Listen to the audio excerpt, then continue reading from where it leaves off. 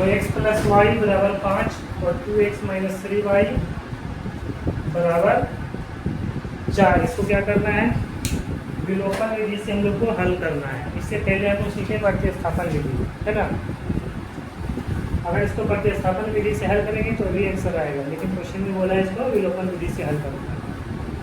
कैसे करेंगे विलोपन विधि, सोच देखो। विलोपन विधि में सबसे पहले ये हम लोग को देखना है कि x और x या तो फिर y और y में से कोई क्या है, एक सेम होना चाहिए।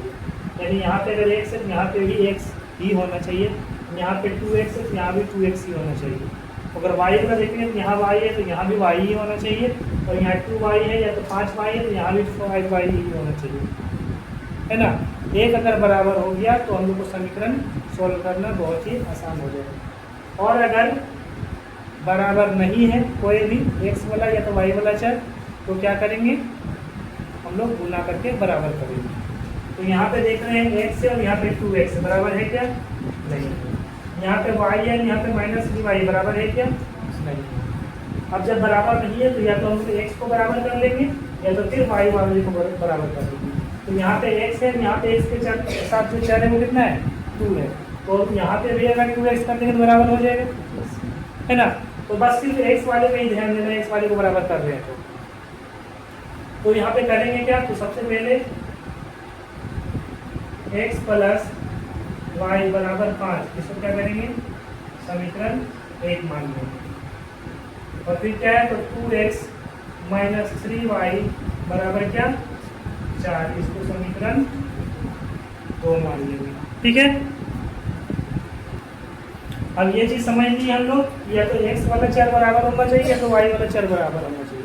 तो हम लोग x वाला चर बराबर करते हैं, कैसे, तो यहाँ पे लिखेंगे समीकरण 1 को 2 से गुना करके, 2 से गुना करके समीकरण 2 से 2 में घटाने पर, समीकरण 2 में घटाने पर। तो समीकरण 1 को 2 से गुना कैसे करेंगे, जब भी समीकरण को गुना करना है तो जिस अंक से गुना कर रहे हैं उसमें जो 3 चर है तीनों को गुना कर देना है। 3 पद है, तीनों पदों को गुना करना है। तो 2 से गुना कर रहे हैं x को, क्या हो जाएगा, 2x हो जाएगा, प्लस y को भी 2 से गुना करेंगे क्या हो जाएगा, 2y, और 5 को 2 से गुना करेंगे तो 10। और समीकरण 2 क्या आएगा, तो 2x माइनस 3y बराबर 4। क्या लिखेंगे, घटाने पर। तो जब भी घटाने पर लिखेंगे तो सबका साइन चेंज हो जाएगा। घटाने पर क्यों लिखें, क्योंकि ये भी प्लस में था और ये भी प्लस में था, है ना। और हमको एक को खत्म करना है, तो घटाने पर, है ना, सेम संख्या को सेम संख्या में घटाते हैं क्या होता है, 0 हो जाता है। तो घटाने पर लिखे ये प्लस में है, ये क्या हो जाएगा, माइनस। ये माइनस है तो क्या हो जाएगा, प्लस। ये प्लस है तो क्या हो जाएगा, जब भी घटाने पर लिखेंगे तो सब का क्या हो जाएगा, साइन चेंज हो जाएगा। ठीक है, अब देखो 2x ये प्लस में, ये माइनस में, तो इससे ये क्या हो गया, कट गया। यहाँ पे 2y है, यहाँ पे 3y है, तो दोनों प्लस में, तो प्लस प्लस प्लस होता है, 2 और 3 क्या हो जाएगा, 5y बराबर, ये 10 प्लस में, 4 माइनस में, 10 में से 4 क्या हो जाएगा, घट जाएगा, कितना बचेगा, 6। या y बराबर 6, 5 गुना में इधर आएगा तो y का मान निकल लिया कितना, 6/5।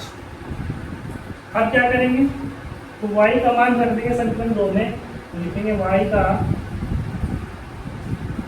मान समीकरण 2 में रखने पर।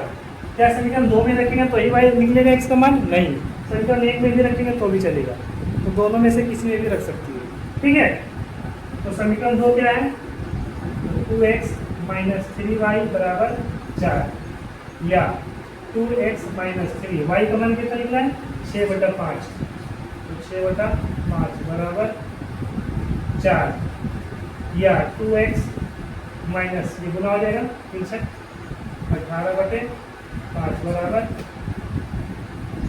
4। इसको तो सोल्व कर देते हैं, तो यहाँ भी का घटा हो जाएगा, तो आ जाएगा मेरा x 5 आ जाएगा, है ना, 5 गुना 10x माइनस 18 बराबर 4, या 10x माइनस 18 बराबर 5, भागा उधर ले जाओ तो गुना हो जाएगा 520, या 10x बराबर 20, 18 माइनस में उधर ले जाएंगे तो प्लस में, या 20 और 18 कितना 38 है ना। x का मान निकालना, 10 गुना इधर रहेगा तो भागा में काट सकते हैं इसको, दूसरे ये 19 बार में, दूसरे ये 5 बार में, कितना आ गया 19/5 पता।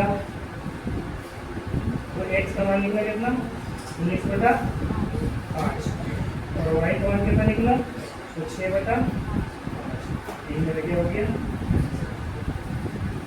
ठीक है।